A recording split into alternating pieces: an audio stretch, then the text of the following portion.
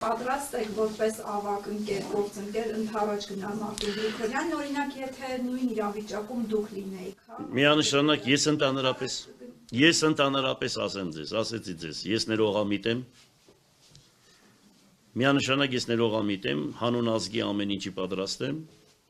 Սպասեք, հասկանանք, կտեսնեք, որ իմ ասած խոսքերը գործով կաբացուցվի։ Դուք հղում եք անում Մարտին Գրիգորյանի հրապարակային հայտարարությունները, որ ասել եք միանա ընդդիմությանը, բայց նա նաև ողջ ընտրաշաբի ժամանակ ձեր հետ կապված լուրջ մտավախություններ հայտնել, որ ձեր միջոցով ԿՊԸ-ն կարող է վերարտադրվել եւ այլն այդ հայտարարությունները։ Իմ միջոցով ես մի բան ասեմ, իմ միջոցով ԿՊԸ-ն ոնց պետք է վերարտադրվի, ոնց կարող է։ Լավ։ Ես այդ քրեական գործերից մի քանի բան ասեմ, որ դուք գիտենաք։ Ուրեմն ին վրա քրեական գործեր այդպիսին, ինչպիսին ներկայացվում է չկա։ Այսինքն ինձ մեղադրանք են առաջադրել, որ պատկերացրեք, ուրեմն հիվանդանոցի օպերացիոնի բժիշկը օպերացիա է անում, հիվանդը մահանում է, դադում են տնօրենին, որ բժիշկ չի։ Այսինքն քաղաքապետարանում կա քաղաքաշինության բաժին, որտեղ աշխատում են 20-ից 30 մասնագետներ։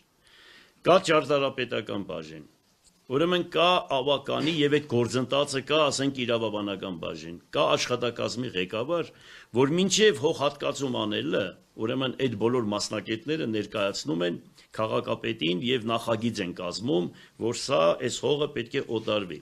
Եվ քաղաքի հատակագիծը գտնվում է միտեղ, քաղաքի քաղաքաշինության եւ ճարտարապետական բաժնում, որտեղ այդ մասնագետները կազմել են ու ներկայացրել են։ Ընդդուպ օրենքի մեջ արձանագրված է, որ քաղաքապետի որոշումը այդտեղ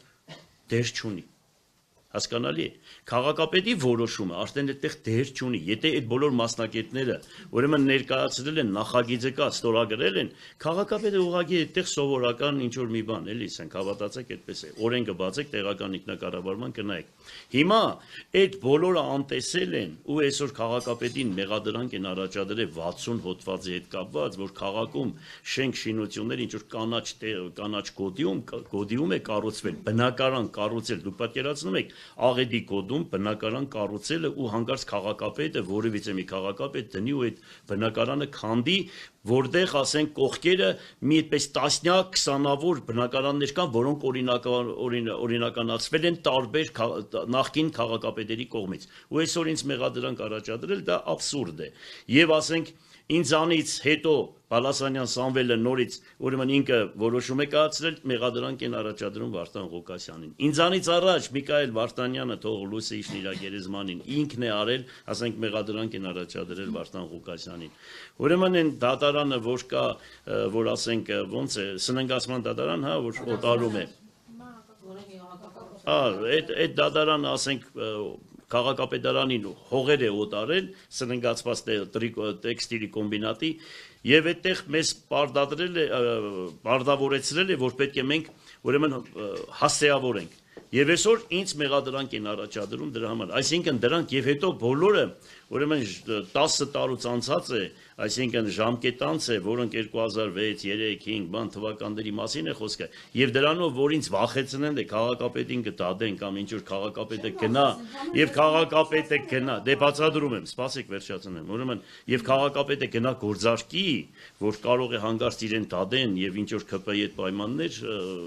չգիտեմ, պայմանավորվածություն ձեռք բերեն, միանշանակ նմանատիպ բան չի կարող լինել, հետո ընդտուպ եթե արածել լինեմ ու բան լինի, ես երբեք իրենց հետ ուրեմն պայմանավորվածություն չեմ ձեռք բերի, այ բարձրաձայն ասում եմ։ Դուք հասկանում եք, չէ՞, ռիսկը որն է։ Մամիկոն Ասայանի դեպքում է կիսատ վարկածներով նախ մեկուսացրին, իրենց խնդիրները լուծեցին, հետո փաստորեն ընդմանը ազատ արձակվեց։ Նույնը կարող է դեպքում անել։ Դուք տեսել եք, եթե մտքներին դնեն ապացուցել, որ ինչ որ մեկը կանգնած տեղը մարդ է սպանել, կարծես թե հաջողվում է դա։ Կողմնակից եմ։ Բայց մյուս կողմից մյուս տեխնատուներին էլ կարող են ցանկացած բանի, ցանկացած քրեական որպես մեղադրյալ անցկացնել։ Ուրեմն ինչ ուզում է անեն, կանգնած տեղը թեկուզ շարով էլ տան, ես իրենց հետ ճանապարհ չունեմ։ Էլ խնդրում եմ այդ հարցի 100 անգամ ինչ տակ, այո, ԿՊ հետ ճանապարհ չեմ գնալու, բարձրաձայն ասում եմ, վերջ, չքննարկեք այդ հարցը։